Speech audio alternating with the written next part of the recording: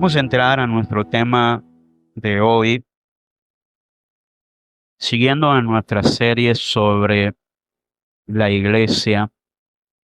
Hemos hablado de la naturaleza, del origen de la iglesia. Hemos dicho, ¿verdad?, que el origen y la naturaleza de la iglesia está en Cristo. La iglesia nació en el corazón de nuestro Dios, no es una invención humana. Jesús es el arquitecto de la iglesia. Y hablamos también la semana pasada sobre el propósito de la iglesia. Y vimos que Dios ha dado dones a la iglesia, a todos los creyentes, a cada creyente, a cada uno. Como dice Efesios, a cada uno de los creyentes, Dios le ha dado un don, ¿verdad? Y en forma muy resumida, podemos decir que el propósito de la iglesia, ¿verdad?, es la madurez para la glorificación de quién, del nombre de Cristo. Y eso es por medio de la expansión de su palabra, de la predicación del evangelio. Ese es el propósito. Y dijimos algo muy importante sobre esto de conocer nuestro propósito, porque si no conoces tu propósito, si no sabes cuál es el propósito, en términos generales, para toda la vida, esto es válido. Si no sabes cuál es tu propósito, cualquier camino te parece correcto, hasta que te das cuenta que estás perdido, ¿verdad? Igual eso es válido en la iglesia. Si no sabes cuál es el propósito para el cual nosotros existimos como iglesia, vamos a hacer muchas cosas, pero probablemente vamos a tomar caminos incorrectos. Hay que conocer el propósito de la iglesia. Y si el propósito, el enfoque de la iglesia es esto, entonces yo tengo que buscar sobre todas las cosas cumplir con ese propósito y que todo lo que yo haga me lleve al propósito. Todo lo que yo haga debe estar enfocado, debo tener siempre en cuenta el propósito final. Hay muchas cosas buenas y bonitas que se pueden hacer en la iglesia. Hay muchas formas. Sin embargo, lo más importante es mantener el enfoque. Entonces, hoy vamos a este aspecto de ser miembro de una iglesia. ¿Qué significa?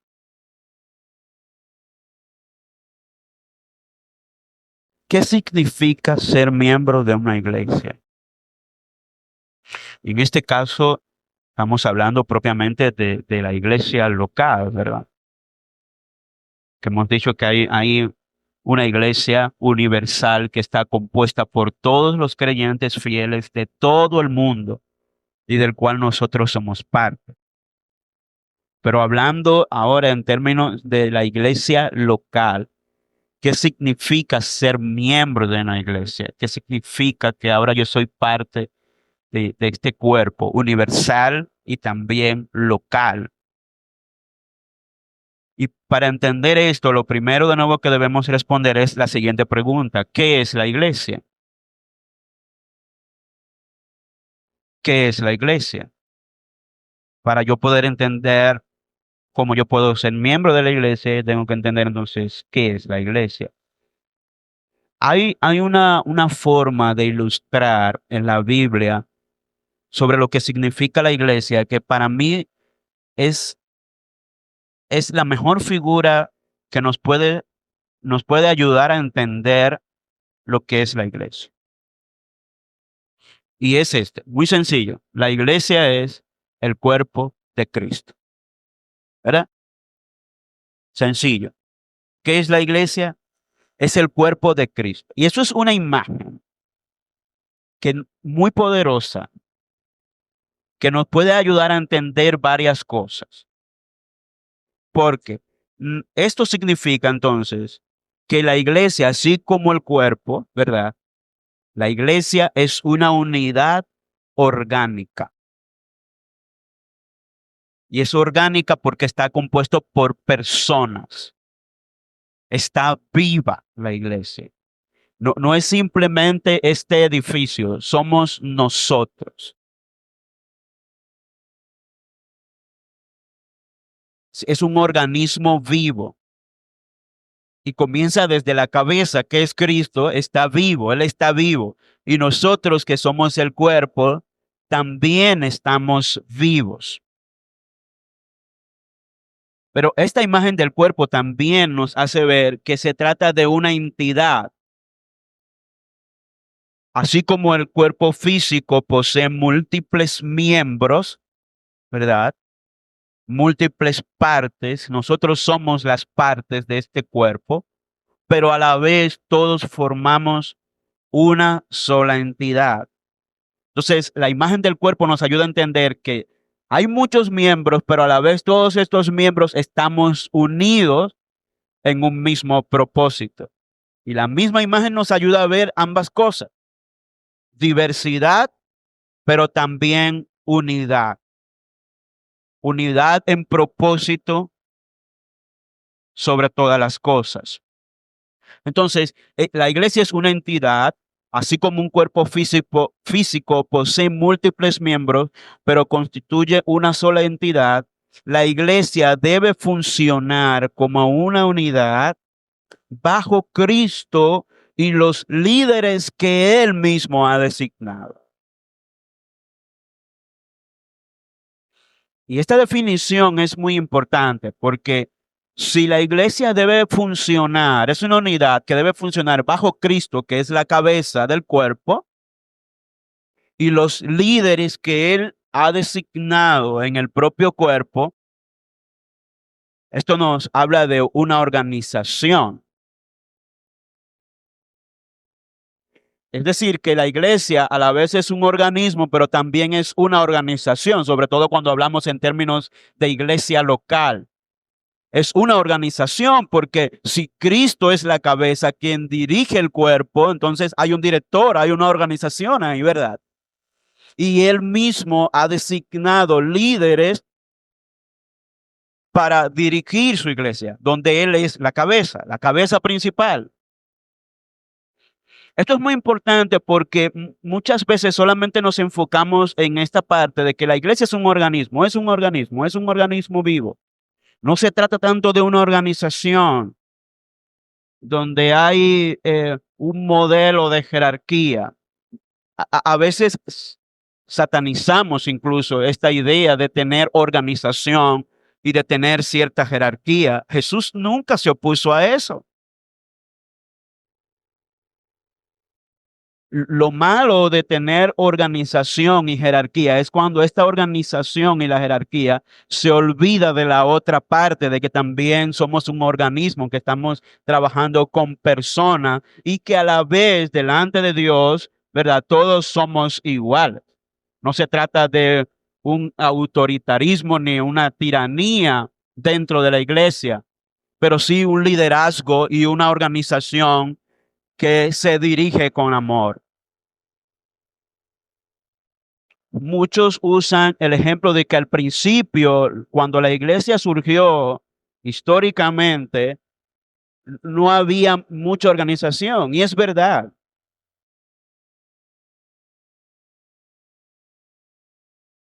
Pero es muy evidente que al transcurrir los días, que al transcurrir los años, la iglesia fue organizándose bajo precisamente los mandatos de Cristo y bajo los mandatos de los apóstoles. La iglesia al principio sí se reunía en casas y quizás las reuniones no eran tan formales como las tenemos ahora, pero muchas de estas cosas que pasaban en la iglesia eran más bien fruto de la circunstancia en la que ellos vivían. ¿Por qué se reunían en casa? Bueno, en gran parte era porque no podían tener culto público, porque eran perseguidos. Y tenían que reunirse en casa, no solamente en casa, con las puertas cerradas y a escondida. Y probablemente en la noche o en la madrugada o en un tiempo donde no pudieran ver el movimiento, porque eran perseguidos para matarlos. No había mucha organización porque muchas veces estaban en un lugar y tenían que salir huyendo de ahí y irse a otro pueblo donde la persecución estuviera un poco más calmada. Pero entiende la situación, muchas de estas cosas se dan por el periodo histórico en el que ellos les tocó vivir, pero no era tampoco una norma que tenían que reunirse en una casa. Esto es importante para que entendamos y no nos vayamos a los extremos de pensar que tener una iglesia organizada y regirnos por cierto orden, ¿verdad? Y estructura y organización es contrario a la Biblia. No, está contemplado en la Biblia. Entonces, la iglesia es ambas cosas y nunca podemos olvidarnos de estos dos conceptos. Es un organismo, pero también es una organización. Hay una organización que se rige bajo ciertos órdenes establecidos por el propio Jesús, que es la roca, la cabeza, y por los apóstoles que también constituyen el fundamento de la iglesia. Entonces, la iglesia es esto, es un organismo vivo, compuesto por todos nosotros, y es una organización diseñada por Jesús y los apóstoles. Entonces, hay tres puntos importantes sobre esto después de esta introducción que yo quiero tocar sobre esto para entender cómo es esto, qué significa esto de ser miembro de una iglesia. Lo primero es responder a otra pregunta muy importante. ¿Es importante la iglesia local? Y es hasta sorprendente que en estos días hay que aclarar ese punto. Es importante la iglesia local, es importante congregarse. Y digo que es un poco irónico tener que argumentar y argumentar sobre esto en estos días, porque hay muchos que para ellos pertenecer a una iglesia local no es algo importante, no es algo importante. Ellos dicen, yo soy un seguidor de Jesús, pero yo no necesito congregarme en una iglesia para yo ser cristiano. Pero dicen, yo soy un seguidor de Jesús. La contradicción está aquí en que si dices, por un lado, yo soy un seguidor de Jesús y soy un creyente, pero no ves la necesidad de pertenecer a una iglesia local, entonces hay algo de ser un seguidor de Jesús que no estás entendiendo, ¿verdad? Porque es el propio Jesús y los apóstoles que han establecido que es importante pertenecer a una iglesia local. A menos que las circunstancias te lo impidan, lo normal es congregarse, pertenecer a una iglesia local, ser miembro de esta iglesia local. Fíjense cómo dice Primera de Timoteo, capítulo 3, versículos 14 y 15. Estamos usando la versión Nueva Biblia de las Américas. Te escribo estas cosas, esperando ir a verte pronto. Pero en caso que me tarde, te escribo para que sepas cómo debes conducirse uno en la casa de Dios, que es la iglesia del Dios vivo, columna y sostén de la verdad. Voy a repetir ese pasaje. Te escribo estas cosas. ¿Cuáles cosas? ¿Cuáles cosas? Es precisamente en este pasaje, en 1 Timoteo capítulo 3, unos versos anteriores, en que él le está dando las instrucciones de los requisitos para escoger un obispo y los diáconos dentro de la iglesia.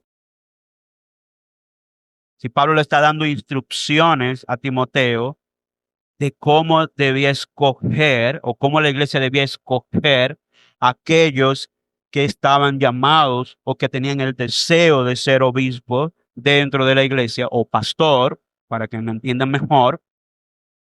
Y él le dice, te escribo esto, o sea, te escribo estas instrucciones, esperando ir a verte pronto. Pero en caso de que me tarde, estamos en versículo 15, te escribo para que sepas cómo debes conducirse, cómo que debe conducirse uno en la casa de Dios, que es la iglesia del Dios vivo, columna y sostén de la verdad. Y aquí hay 4 cosas que Pablo dice que nos ayuda entonces a ver si es importante la iglesia local. Y sí, está hablando de la iglesia local. Muchos cuando leen este pasaje se enfocan en que Pablo está aquí hablando de la iglesia universal. Y sí, está hablando de la iglesia universal, pero también está hablando de la iglesia local, porque él está escribiendo a Timoteo, que era pastor o líder en una iglesia local. Por lo tanto, no puedes descartar que Pablo está hablando aquí a que la iglesia que estaba dirigiendo Timoteo en Éfeso específicamente es una iglesia local. Y Pablo le está diciendo, te escribo a ti para que tú, que eres el líder de la iglesia local en Éfeso, sepas cómo debes conducirte. Y le dice, primero, define la iglesia de 4 formas. Dice, la casa de Dios. Oiga cómo Pablo define la iglesia local de Éfeso y por lo tanto también la iglesia universal. Es la casa de Dios. Y este concepto de casa de Dios, hermano, eso puede ser como es una forma de ilustrar, ¿verdad? Que los creyentes somos ¿qué? Una familia. La iglesia es la casa de Dios. ¿Por qué? Porque la iglesia, usted y yo, porque no está hablando del edificio, está hablando de usted y yo, ¿verdad? Somos una familia. La familia está hecho para vivir en una casa. Por lo menos los más cercanos, ¿verdad? Papá, mamá, los hijos. Entonces, nosotros somos una familia. Entonces Pablo le dice, la iglesia es la casa de Dios. Nosotros somos una familia y esta es la casa donde nosotros nos reunimos y nosotros a la vez somos la casa porque Dios habita en nosotros. Y eso nos lleva al siguiente punto, que Pablo dice que la iglesia es la iglesia del Dios viviente.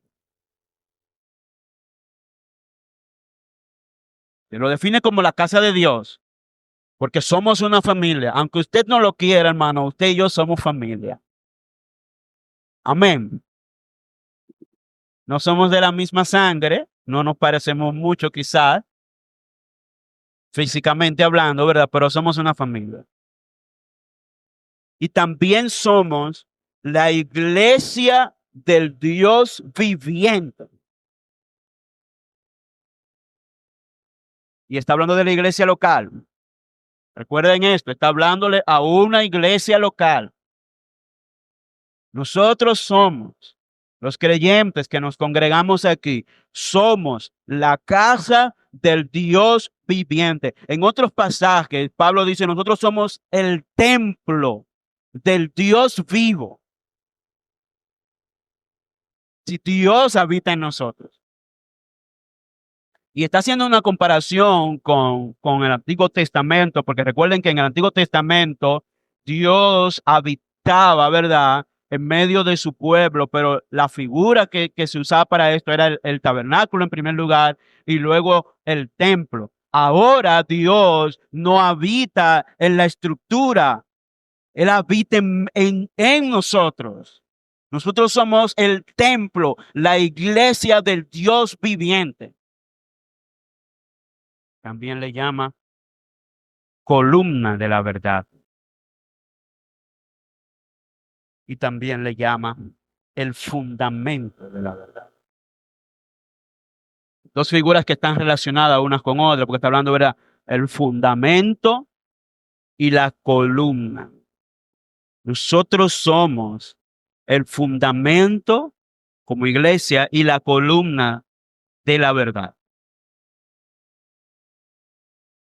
Usted se está dando cuenta entonces de la importancia que tiene la iglesia, el que exista la iglesia como usted y como yo hoy aquí. Porque sí, hemos dicho eso, Jesús es el fundamento principal. Él es la roca principal. Pero Él nos ha constituido a nosotros, ¿verdad? Como también como parte, ¿verdad? De ese sostén y de la columna de la verdad. ¿Para qué sirve el fundamento? ¿Para qué sirven las columnas en una edificación? Para dar sostenimiento. De manera que la iglesia tiene un privilegio, pero también tiene una responsabilidad de predicar la palabra de Dios con claridad y de proteger también, de mantener firme y defender la verdad predicada en la palabra de Dios en contra de las falsas enseñanzas. La iglesia existe para eso. Para la predicación de la palabra, para expandir el evangelio y a la vez para cuidar, ¿verdad? Que se predique la palabra de Dios mientras la defendemos de las falsas enseñanzas.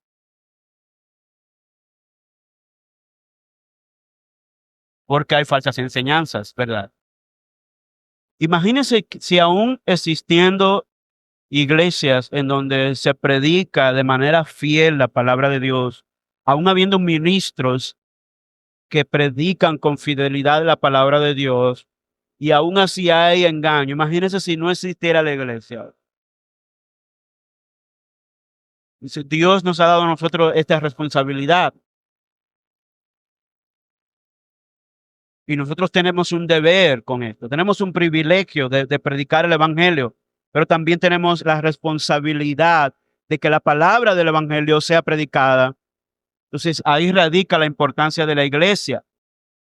Y hay muchas cosas en las que quisiéramos ser neutrales, y la sociedad a veces nos exige que seamos neutrales. Pero lamentablemente hay cosas en donde no podemos ser neutrales. Debemos decir lo que la Biblia dice, aunque la gente allá se enoje y aunque parezca en contra de la cultura, ¿verdad? Y de los valores incluso de la patria. No puedo ser neutral. De manera que nosotros tenemos este deber, y este deber es nuestro, es nuestra responsabilidad, no es del gobierno. Creo que he dicho eso antes, en otras ocasiones, esto aquí, que a veces pensamos como que la responsabilidad de mantener la palabra de Dios y las buenas costumbres es un trabajo del gobierno, es un trabajo de la iglesia. El gobierno que haga lo que quiera. Y es verdad, nos conviene que tener un gobierno que sea afín, que esté de acuerdo con la fe y con las costumbres cristianas. Eso es bueno. Pero yo no puedo descansar sobre eso. Yo no puedo descansar como que si esa fuera la responsabilidad del gobierno. La responsabilidad de sostener la verdad, de predicar la verdad y de defender la verdad en contra de las falsas enseñanzas y de las malas costumbres y en contra del pecado es una responsabilidad ¿de quién? De la iglesia. Por lo tanto, la iglesia tiene que existir. La iglesia es importante. Y la otra pregunta ¿es necesario entonces ser miembro de una iglesia local? Hebreos 10, 23 y 25 lo dice muy claro. Mantengámonos firmes. Estoy leyendo un poco más para entender el contexto. Dice 23, mantengamos firme, perdón, la profesión de nuestra esperanza sin vacilar, porque fiel es aquel que prometió. Consideremos cómo estimularnos unos a otros al amor y a las buenas obras, no dejando de congregarnos como algunos tienen por costumbre, sino exhortándonos unos a otros y mucho más al ver que el día se acerca. Y el contexto más amplio de este pasaje, el que Pablo está tratando de animar a los hermanos a ser perseverantes en medio de la tribulación, en medio de la persecución. Él está llamando a ellos a ser perseverantes. Y aquí hay tres mandatos en uno que él está dando para que ellos puedan perseverar. Él está diciendo, ustedes necesitan perseverar. Y para perseverar tienen que hacer esto. Y aquí hay tres mandatos. En primer lugar, dice, manténganse firmes. Firme en la profesión de nuestra fe y en la esperanza, confiando en el Señor. También le dice, consideren animarse unos a otros. Para perseverar en este camino con fidelidad, necesitamos animarnos unos a otros. ¿O hay alguien aquí que no necesita que nadie lo anime? ¿Hay alguien aquí tan orgulloso que pueda decir, yo no necesito de nadie, como dice mucha gente en el mundo? Yo no necesito de nadie. Yo hago mis cosas yo solo. Yo puedo solo. No, necesitamos animarnos unos a otros. Y entonces viene el tercer mandato. Dice, no dejen de congregarse. Y uno está relacionado con otro, porque si nos vamos a animar unos con otros, tenemos que reunirnos, tenemos que estar juntos, y esta es la idea de congregarse, es tener una asamblea, tener una reunión, tener un lugar en común en donde nos reunamos todos, porque no podemos animarnos unos a otros si cada quien está por su lado. Entonces ahí radica la importancia de congregarse en una iglesia. Aquellos que dicen que pueden ser cristianos fieles y efectivos y firmes, pero nunca van a una iglesia o nunca se comprometen en congregarse en una iglesia, entonces tienen un problema serio. Porque Pablo está diciendo aquí que para poder mantenerse firme y perseverar, necesitamos animarnos unos a otros en el amor y en las buenas obras. Nos necesitamos. Yo lo necesito a ustedes, hermanos. Ustedes me necesitan a mí. Todos somos un cuerpo. Por eso la ilustración del cuerpo. Por eso se nos compara con un edificio en construcción. Porque nos necesitamos unos a otros. Y esto no es un club, esto es una familia. Y fíjese una vez más, versículo 25, no dejando de congregarnos como algunos tienen por costumbre, sino exhortándonos unos a otros. Esta es la misma palabra para animar, para estimular. Y mucho más al ver que el día se acerca. ¿Cuál día? El día final o los días finales. Es decir, si ellos tenían razones para congregarse hace aproximadamente 2000 años, ahora tenemos más razón para congregarnos, porque ahora el día está más cerca, ¿verdad? El día está más cerca.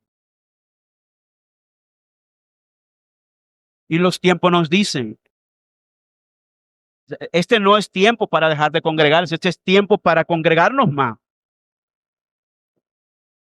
Y claro, sea responsable con su trabajo, con su familia, con sus amigos, con la sociedad. pero hay que congregarse. Si eres un seguidor de Cristo y amas a tus hermanos, amas a Cristo, también debes amar a la iglesia. Algunos dicen amar a Cristo, pero no aman a la iglesia. ¿Y cómo es eso? ¿Cómo es eso? ¿Cómo se puede amar a Cristo y menospreciar la iglesia? No es posible. Si Cristo es la cabeza de la iglesia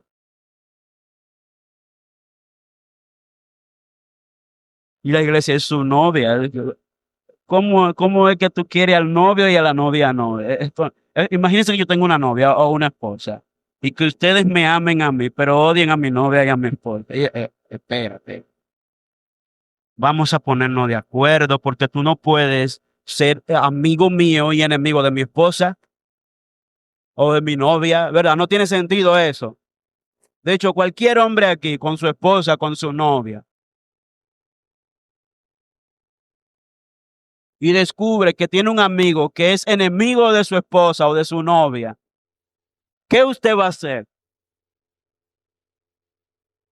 ¿Qué usted haría? No me diga en voz alta, solamente piénselo. Usted va a decir, aquí hay un problema serio. Entonces, la misma contradicción está en aquellos que dicen amar a Cristo y ser seguidores de Cristo, pero no creen en la importancia de la iglesia como organismo y como organización, cuando es el mismo Cristo que es la cabeza quien ha constituido la iglesia de esa forma, como un organismo y como una organización.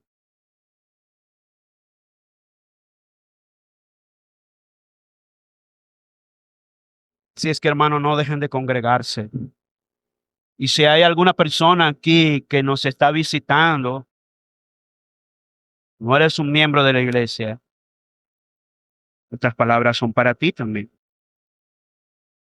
El segundo punto es, ¿cuáles son entonces los requisitos para ser miembro de una iglesia? ¿Cuáles son los requisitos? Y esto está fácil. Los mismos requisitos para ser salvo son básicamente los mismos.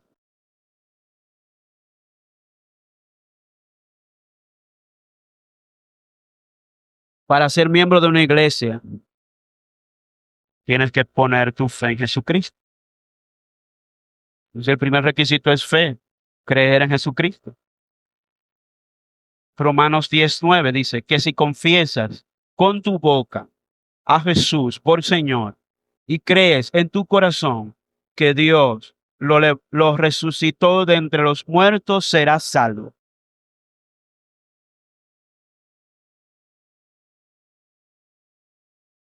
Mismo requisito, inmediatamente eres salvo por Cristo, pasas a ser parte de la iglesia.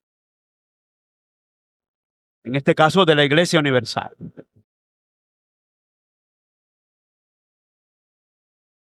Eres salvo. Y si eres salvo, por lo tanto, significa que tienes el Espíritu Santo. Y si tienes el Espíritu Santo, significa que Él te selló y que Él te bautizó. Y si tienes el sello, tienes el bautismo del Espíritu Santo cuando creíste, ¿verdad? Entonces ya tú eres parte de la iglesia. Pero también se necesita el arrepentimiento, que de hecho estas dos palabras van juntas siempre.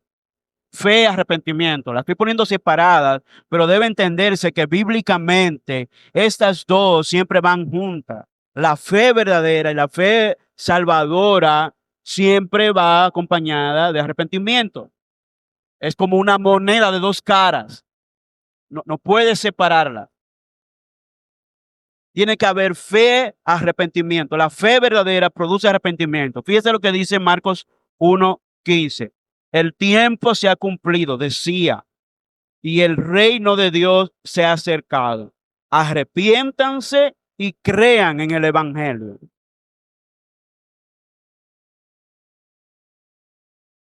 La fe produce arrepentimiento. la fe verdadera. Y ese arrepentimiento en fe en Cristo es el que te hace entonces pasar a ser miembro de una iglesia. Y también el bautismo. Fíjese lo que dice Hechos 2:38. Entonces Pedro les dijo, arrepiéntanse y sean bautizados cada uno de ustedes en el nombre de Jesucristo para perdón de sus pecados y recibirán el don del Espíritu Santo.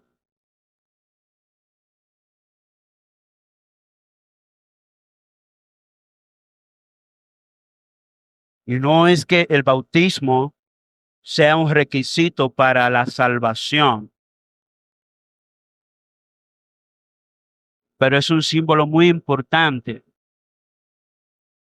porque recuerden que nosotros, al recibir a Cristo como nuestro Salvador, hemos sido sellados y hemos sido bautizados por el Espíritu Santo. Ya somos parte espiritualmente de la iglesia. Pero ahora en el ámbito de la iglesia local a la que yo pertenezco, sea pequeña, sea de 3, 4 miembros, sea una iglesia naciente o sea una iglesia ya más grande de muchos años como nosotros, es importante el bautismo como un testimonio público, ¿verdad? Un testimonio público de que tú has recibido a Cristo como tu Salvador y que ahora tú eres parte de la iglesia local, comprometido con la iglesia local. Es importante el bautismo. Es un símbolo, sí, de nuestra salvación, pero es un símbolo muy importante que refleja nuestro compromiso y nuestro testimonio público de que ahora yo soy un seguidor de Cristo y yo pertenezco a un cuerpo.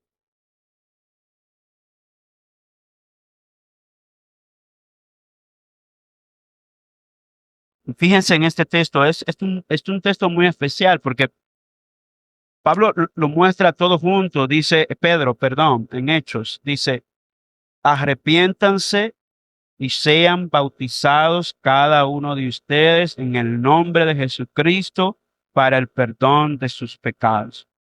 La razón por la que Pedro coloca todo esto junto, el arrepentimiento y el bautismo, es porque esta era la práctica. Las personas venían al arrepentimiento y eran bautizados inmediatamente. O sea, eran sumergidos en el agua. Hoy no siempre lo hacemos así. De hecho, la práctica más común es que una persona acepta al Señor como su Salvador y un tiempo después quizás de haber tenido una clase de doctrina o una reunión con el pastor, entonces es que proceden a bautizarlo. Eso tiene una razón. Y es porque debido al contexto, ¿verdad?, en el que vivimos en la actualidad, no todo el que viene en arrepentimiento entiende realmente lo que ha hecho. Entonces, la razón por la que hacemos este tipo de reunión es para verificar y comprobar que realmente la persona está consciente de que ha dado un paso de fe y arrepentimiento para el perdón de sus pecados. Porque debido al contexto en el que vivimos hoy en día, hay mucha confusión, hay muchas personas que a veces levantan su mano y realmente no han entendido el Evangelio. Quizás por el momento, las emociones que produce, eh, el- a veces están pasando por situaciones muy personales que lo hacen reaccionar de esa forma. Otros vienen porque ah, han escuchado que Dios le va a resolver todos sus problemas, que Dios lo va a sanar, que Dios lo va a hacer próspero, pero no vienen porque están arrepentidos y porque están realmente pidiendo al Señor perdón por tus pecados y un cambio de vida. Entonces, nosotros queremos asegurarnos de esto. Pero una persona inmediatamente cree y comprobamos que realmente la persona sabe lo que ha hecho y está consciente de lo que ha hecho y que no es producto del engaño o de la manipulación o por un estado emocional personal, sino porque ha comprendido el evangelio y viene en arrepentimiento. La persona está lista para ser bautizado inmediatamente. No hay que ser un teólogo, no hay que conocer toda la doctrina para ser bautizado. Hay que conocer a Cristo como Salvador y venir a Él en arrepentimiento por los pecados para que Él lo libre de la condenación del pecado. Pero una vez pasa esto, necesita el bautismo. Y esto entonces te lleva al punto 3. ¿Cómo viven entonces ahora los miembros de una iglesia? ¿Cómo se supone que debemos vivir? Y hay muchas cosas que podemos decir. Quiero enfocarme en algunas que son las más importantes. ¿Cómo viven los miembros de una iglesia? ¿Qué se supone que es lo que debemos hacer en nuestra vida práctica como creyentes? Primero es que debemos vivir o debemos estar viviendo una vida ordenada en nuestras relaciones.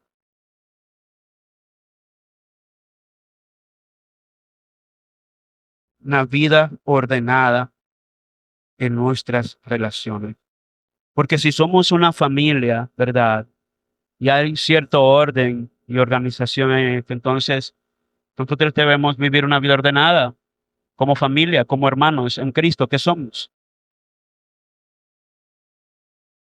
Y esto significa que debemos valorar y respetar a los líderes espirituales de la iglesia, a los que Dios ha constituido. Entonces, tiene que valorar o valore y respete a sus líderes espirituales.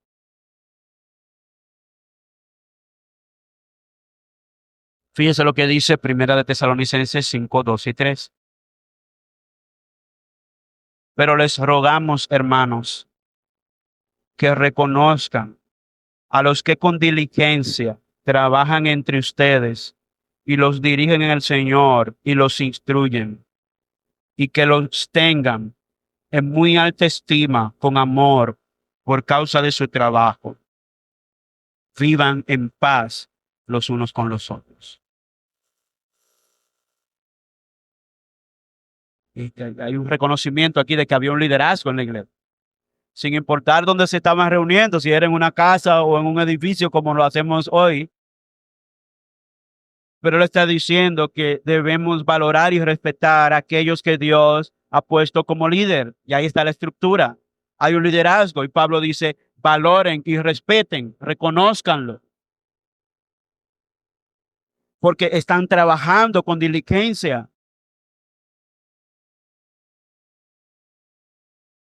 Nuestro cuerpo no es solamente carne, no es solamente músculo. Hay una estructura, ¿verdad?, que lo sostiene, que son los huesos. Si usted le quita, si usted le sacan todos los huesos que usted tiene en el cuerpo, nos convertimos en un asunto ahí que nadie va a reconocer.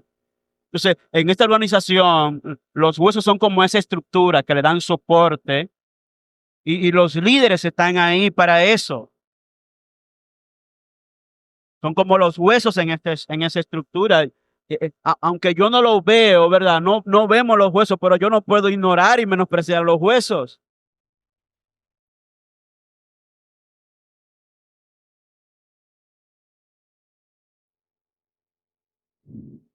Y no estoy hablando solamente de la figura del pastor. Estoy hablando de valorar y respetar cualquier tipo de liderazgo dentro de la iglesia. Sus líderes de grupos pequeños, los líderes de los diferentes comités, el líder de la cabina, el líder del equipo de alabanza, el líder del ministerio de niños o los líderes del ministerio de niños, líderes de cualquier tipo que funcione dentro de la iglesia, los diáconos, los servidores, personas que trabajan. Nosotros debemos valorarlos y debemos respetarlos. Amén. Sin olvidar que estamos trabajando entre iguales, entre hermanos, entre hijos de Dios. También tenemos la responsabilidad de cuidarnos unos a otros. Cuidarnos, hermano. Ahí mismo, 1 Tesalonicenses 5, 14, 15. Les exhortamos, hermanos, a que amonesten a los indisciplinados, animen a los desalentados, sostengan a los débiles y sean pacientes con todo. Aquí está cubierto todo el mundo, ¿verdad? Versículo 15. Miren que ninguno devuelva a otro mal por mal, sino que procuren siempre lo bueno los unos para con los otros y para con todos.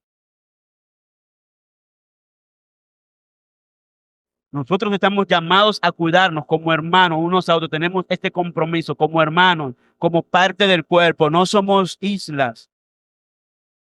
Son diferentes dones, pero todo con un solo propósito, glorificar a Cristo. De manera que todos debemos estar unidos en este propósito.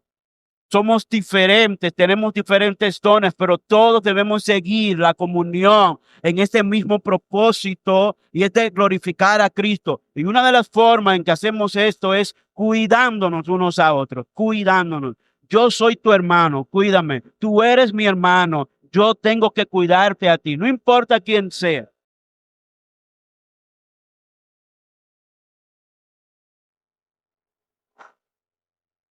Y esa palabra cuidarnos unos a otros tiene un sentido muy amplio. Lo que no podemos hacer es ignorar que somos hermanos. Somos una familia. Si yo soy miembro de esta iglesia local, entonces yo tengo un compromiso con todos mis hermanos. Voy a decir algo muy personal que a mí no me cae bien. Eso es algo muy personal. No estoy diciendo que hay algo malo necesariamente en esto. Es algo muy personal, pero a mí me causa mucha molestia cuando a veces estoy en la tienda comprando y yo veo a alguien conocido y a veces te pasan hasta por el lado. Y yo siempre trato de ser amable. Yo no quiero parar a la persona porque yo sé que está en compra y quizás lo están esperando en la casa, qué sé yo. Yo no quiero pararme y detener a esa persona a tener una conversación de, de varios minutos. Pero yo quiero saludar. Si yo te conozco y tú me pasas por el lado, yo quiero saludarte. Yo quiero ser amable, sobre todo si te conozco. Yo no voy a estar saludando a todo el mundo, pero si yo te conozco y tú me pasas por el lado, yo quiero saludarte. Yo no quiero bajar mi cabeza. Estoy hablando en términos personales porque a mí eso me hace sentir mal. Y mucho más si tú eres hermano en Cristo mío y eres miembro de mi iglesia. Si yo te paso por el lado, yo quiero saludarte porque yo quiero demostrar que donde yo te veo, yo te reconozco como no cualquier persona. Tú eres mi hermano en Cristo. Yo quiero saludarte. No te preocupes, yo no te voy a detener. Yo no te voy a detener, pero yo quiero saludarte. Y eso debe servirnos como una ilustración de que ese debe ser el trato de nosotros en todo lugar, hermano. Si usted ve a un hermano suyo que le está pasando por el lado, no baje la cabeza. Y no es que tiene que saludarlo 10 veces al día. ¿Entiende lo que le digo? No es que tiene que cada vez que pase saludarlo de nuevo, porque a veces cansamos con eso también. Y llega un momento que tú dices, oye, pero ya me ha saludado. Pero si yo te estoy pasando a ti, no importa quién sea, por favor, no baje la cabeza. Yo no te voy a caer detrás, ni te voy a hacer un espectáculo ahí en medio de la tienda o en la calle, pero yo me voy a sentir mal.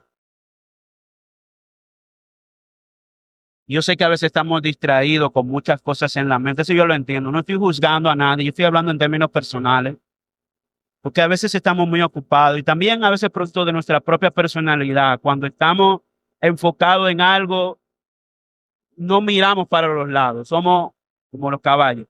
Y eso yo lo entiendo. Eso yo lo entiendo. Pero no bajes tu cabeza a propósito para no saludar a tu hermano.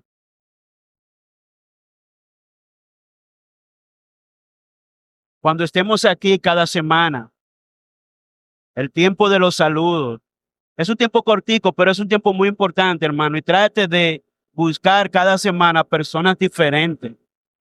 Usted tiene mucho tiempo que no saluda. Salúdelo. Salude a su hermano. Somos una familia.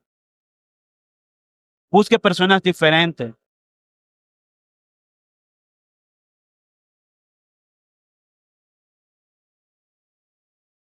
Nuestra hermana Casey, cuando es el tiempo de los saludos, a ella le falta tiempo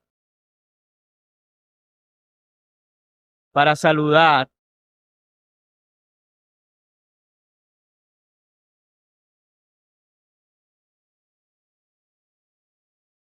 No es que seamos como Casey, ¿verdad? Pero me gusta la idea que ella tiene en la mente y es que ella quiere saludar a la mayor cantidad de personas. Pero no lo haga como ella, porque vamos a tener a mucha gente dando vuelta aquí y esto va a ser un problema.